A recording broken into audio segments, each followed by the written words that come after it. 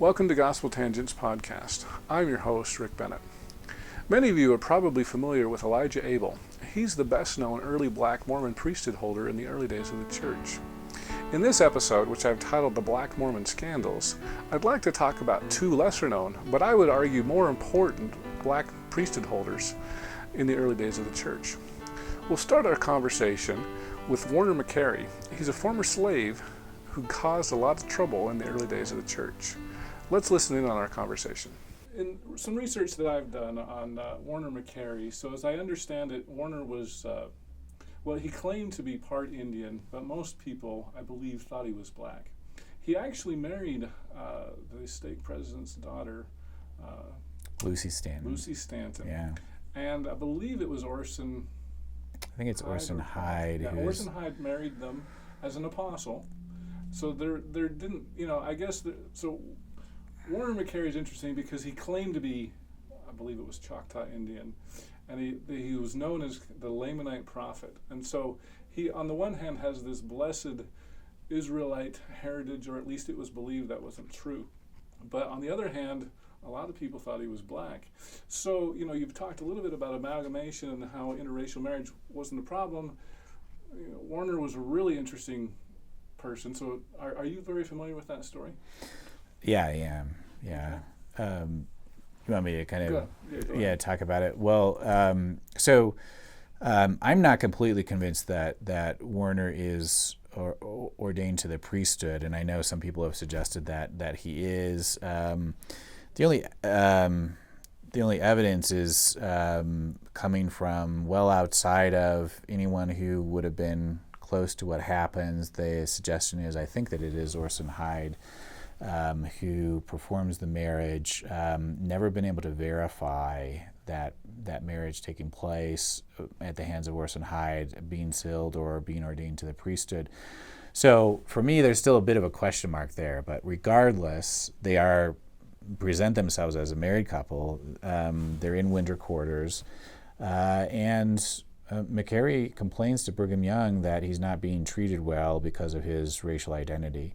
And so this prompts the meeting between McCary and Lucy Stanton, Brigham Young, and every present member of the Quorum of the 12 Apostles. There are a couple of members who aren't there, but everyone who is at winter quarters and a member of the Quorum of the 12 are in that meeting.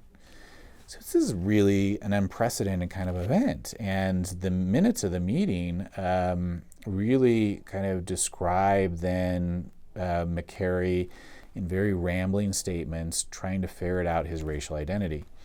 He presents himself as a Native American, but like you said, the accusation amongst Mormons at winter quarters is that he's black, and in fact, as best as historians can tell, he's black. He's a former slave, and has this long interview. He also says that he's Adam, the Ancient of Days, and he's missing a rib. And so Willard Richards in this meeting kind of examines his body, looks for the missing rib, and reports that there's no rib missing. Everything seems to be in place. And Brigham Young comes out as McCary is complaining, and he's saying, I'm not being treated well. It's because of my racial identity. Some people call me, the N-word, and, what is it? What does it matter if I'm Native American or African American or Adam, the Ancient of Days? I should be treated well. And Brigham Young really tries to calm him and simply says, we don't care about the color. And he actually refers to Q. Walker Lewis, who is another black priesthood holder in Lowell, Massachusetts. And he cites him as evidence that Mormons don't care about the color. We have a fine elder, an African in Lowell, Massachusetts, he says to McCary in that interview, citing him as evidence that Mormons don't discriminate in terms of priesthood ordination. And so Brigham Young is on record in March of 1847 as favorably aware of a black priesthood holder. That's why I think that meeting is so important. But Brigham Young will leave winter quarters. They seem to resolve. McCary leaves the meeting feeling fine about things, but Brigham Young then leads a group into the Great Basin. McCary stays behind in winter quarters and actually starts a schismatic group of his own. He's attracting followers and performing sealings to white women in a sexualized ritual that comes to the attention of Parley Pratt, who's at winter quarters, and Pratt will speak out against McCary, and eventually McCary and his followers will be excommunicated.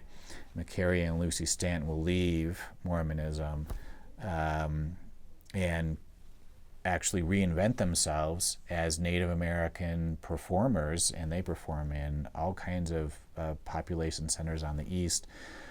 He describes himself as a Native American prophet and her as his Native American wife, even though she's white. A Delaware princess. A Delaware princess, right? To large audiences, they can never fully escape their racial background. They eventually split. Lucy Stanton will eventually make her way back to Utah Territory, Springville, and reunite with her family, but after like 20 years. So it's a pretty amazing story.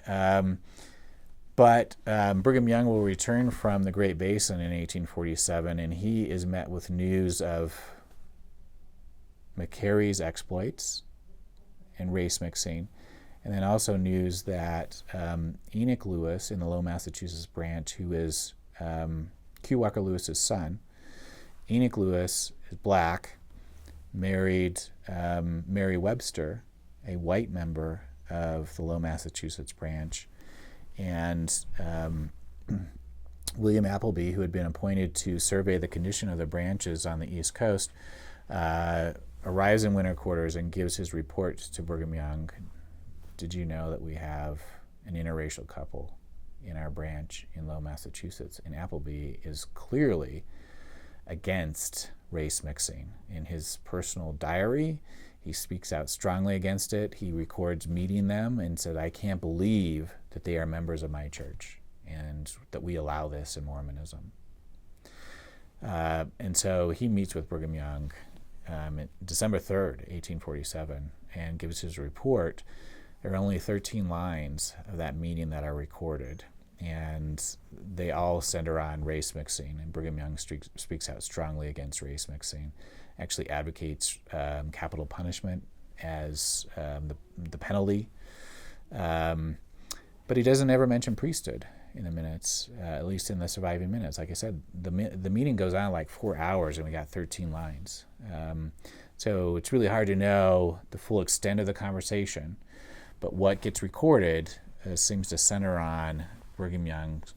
Okay, I've had enough. We've got McCary, who was performing, sexualized sealing rituals to white women, and then he's met with news of this interracial marriage in Low Massachusetts, and he speaks out strongly against it. And I think, that pushes him in a different direction. Okay, I guess there's one other important event that I just want to highlight a little bit. Are you familiar with Joseph Ball and what happened in Massachusetts as well? Yeah, so I'm also kind of suspicious of Joseph Ball's racial identity. So I've not seen any documents that describe him as black. And so I'd like to do some more research on him to try to ferret that out. Not quite sure what to make of Joseph Ball yet. Oh. So that's very interesting. Yeah, I know that other people have written about Joseph Ball as first black high priest and leader in Massachusetts, and I'm just kind of waiting to get a chance to try to research that a little bit more and figure out what's going on, because it's just odd to me that those who are visiting aren't just describing him as black. Oh, really? Yeah. Yeah, so I guess it's my understanding that he was the first black high priest and served as branch president there, and I believe it was in Q. Walker Lewis's same branch. Is that right? It was Boston, and so I'm not sure if it's the same branch or not. It may have been. I'd have to check that out to make sure. Yeah, that's my understanding. But There was some issues with the branch there with William Smith. Are you familiar with that story? Well, just maybe the basics, but William Smith, who is an apostle, is going to Lowell, Massachusetts, and engaging in extramarital sexual exploits. So there's some question about his behavior there and how that kind of impacts his increasingly erratic behavior and his eventual split from Mormonism. Okay. Yeah. All right. Well, let's go back. So, we've got Warner McCary doing some sexualized sealing women rituals with white women. We've got Enoch Lewis with his mixed race child. I've kind of wondered. It seems like this is about the time where Brigham, who in 1846 was impressed with Walker Lewis back in Boston, and then in 1852, as he's explaining about slavery, which I want to talk a little bit about slavery being legalized in Utah, that's where he talks about one drop, as I recall. Are you familiar? Am I telling it right? Well, Wolfwood. If you go with Wolfwood Woodruff's very truncated attempt at capturing Brigham Young's speech in his journal, then Woodruff will insert the language of one drop into Brigham Young's speech. But if you go with George Watt, who captures a speech in Pittman shorthand, George Watt does not have Brigham Young using the one-drop language. Oh, that's an important distinction. Yeah. And I know you've warned me about that before, Yeah. but I still have a problem with that. Yeah. So for the book, I was able to get back to the Pittman shorthand version of Brigham Young's speeches for the legislative session. And I believe that we shouldn't rely upon Woodruff's very shortened, truncated version. Imagine kind of capturing our conversation, trying to capture it in longhand versus a court stenographer, trying to capture it.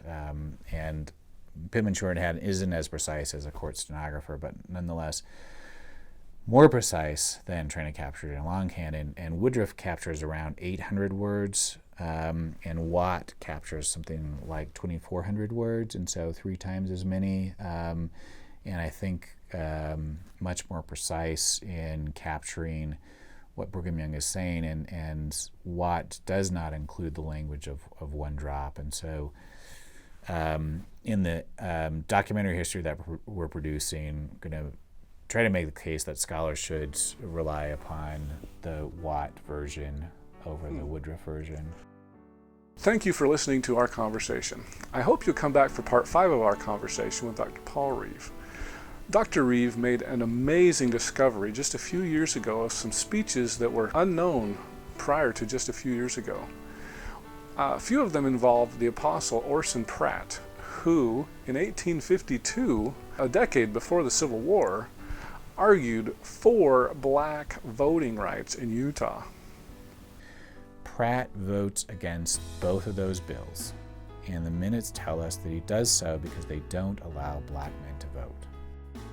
I think you'll enjoy our next episode. I've tentatively titled it Becoming a Fanboy of Orson Pratt. For more information on topics like this, please check out our website, gospeltangents.com, where you can purchase a transcript for just $3. Or you can also get one on Amazon.com. Also, please subscribe on iTunes so that more readers can find out about us.